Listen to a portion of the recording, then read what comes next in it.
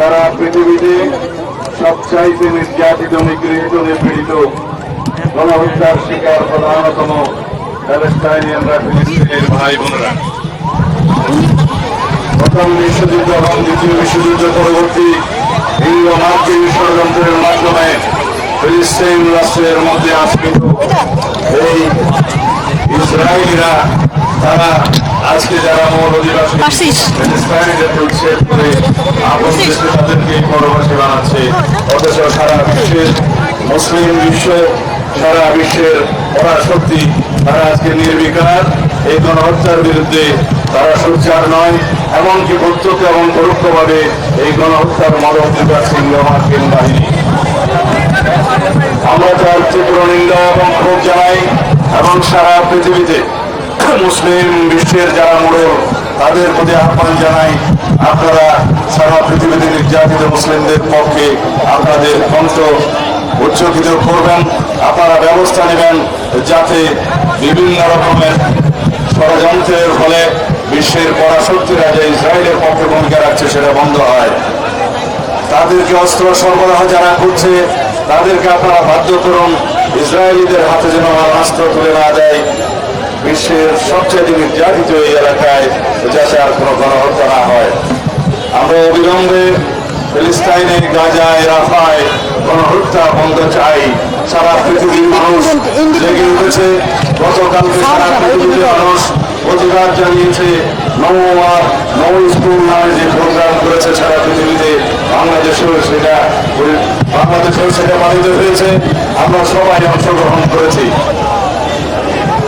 আজকে বাংলাদেশের ছাত্র সমাজের সবচাইতে প্রগতিশীল এবং ঐতিহ্যবাহী ছাত্র সংগঠন বাংলাদেশ জাতীয়তাবাদী ছাত্র দল কর্তৃক সারা দেশের শিক্ষা প্রতিষ্ঠানে যে প্রতিবাদ কর্মসূচি ইসরায়েলি গণহত্যার বিরুদ্ধে, আগ্রাসনের বিরুদ্ধে আহ্বান করা হয়েছে, তার সফলতা কামনা করি এবং যারা অংশগ্রহণ করেছেন তাদেরকে ধন্যবাদ এবং কৃতজ্ঞতা জানাই। আপনারা জানেন, বাংলাদেশের বিগত ফ্যাসিবাদী সরকার আওয়ামী লীগ পরোক্ষভাবে ইসরায়েলকে স্বীকৃতি দিয়েছিল। কিভাবে? তারা বাংলাদেশের পাসপোর্টে ইসরায়েল ব্যতীত সকল রাষ্ট্র গমনের যে নির্দেশনা ছিল সেখান থেকে ইসরায়েল শব্দটি রিমুভ করে দিয়েছিল, প্রত্যাহার করে দিয়েছিলেন। তার মানে দাঁড়ায় তারা ইসরায়েলকে স্বীকৃতি দিয়েছিল, অথচ তারা বাংলাদেশের মুসলমানদের পক্ষে, সারা পৃথিবীর মুসলমানদের পক্ষে মায়া কান্নাও কান্ত।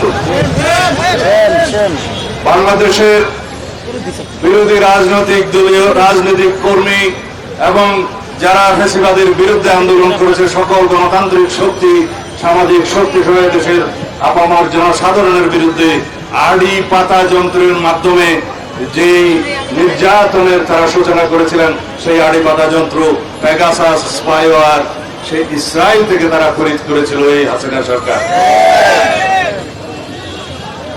আজকে যেখানে হাসিনা আশ্রয় নিন না কেন, বাংলাদেশের মানুষ সারা জীবন এই আওয়ামী ফ্যাসিবাদী ইসলাম বিদ্বেষী আওয়ামী লীগের বিরুদ্ধে এই ধিক্কার জানিয়েই যাবে যে তারা মুসলিম বিদ্বেষী, ইসলাম বিদ্বেষী, আলেম বিদ্বেষী, সারা পৃথিবীতে ইসরায়েল পন্থীদের সমর্থক ছিল।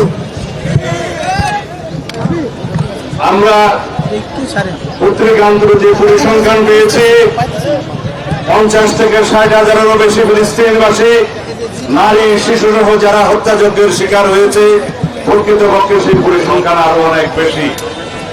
যারা অপুষ্টিতে ভুগে যে সমস্ত শিশুরা মৃত্যুর মুখোমুখি হচ্ছে, তাদেরকে হত্যাকাণ্ডের শিকার হিসেবে গণ্য করতে হবে।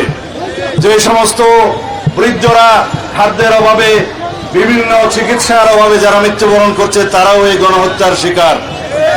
সেই হিসাবে লক্ষ লক্ষ ফিলিস্তিনি ভাই বোনেরা এই বর্বর আগ্রাসন এবং গণহত্যার শিকার হয়েছে।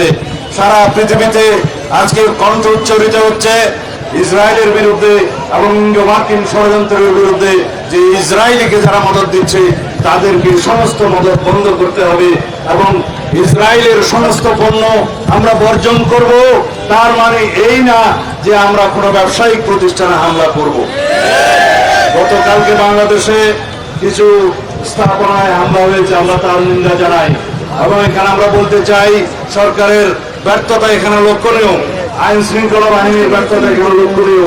তাদের উচিত ছিল আগের থেকে এখানে সতর্কতা অবলম্বন করা, তাহলে বাংলাদেশের নামে এই বদনামটা আমাদের দিতে হতো না।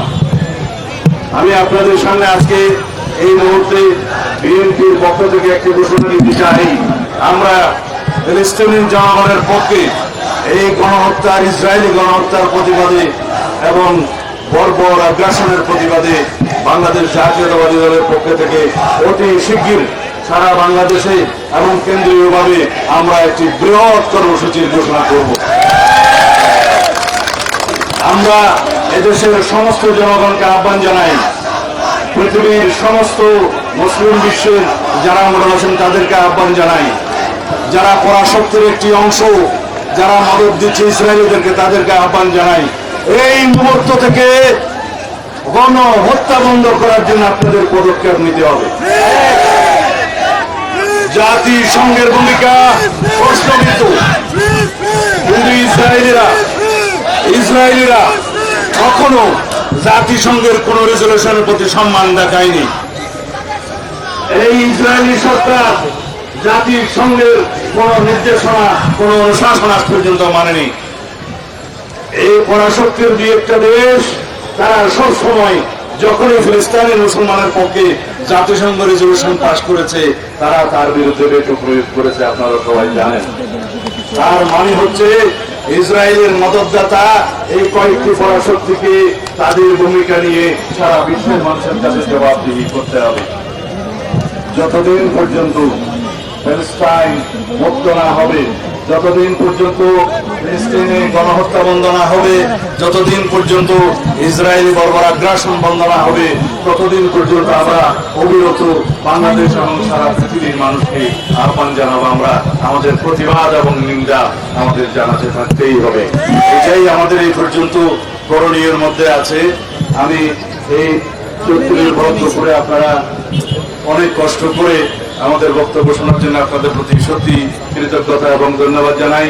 যে সমস্ত ছাত্রছাত্রীরা আজকে এই আয়োজনে অংশগ্রহণ করেছেন, সারা বাংলাদেশে করছেন, তাদের প্রতিও ধন্যবাদ এবং কৃতজ্ঞতা জানাই। আমি এই বলে আমার বক্তব্য শেষ করছি। ধন্যবাদ। বাংলাদেশ জিন্দাবাদ, বাংলাদেশ জাতীয়তাবাদী ছাত্র দল জিন্দাবাদ, বাংলাদেশ জাতীয়তাবাদী দল জিন্দাবাদ। শহীদ জিয়া অমর হোক, বেগম খালেদা জিয়া জিন্দাবাদ। বাংলাদেশের আগামী রাষ্ট্রনায়ক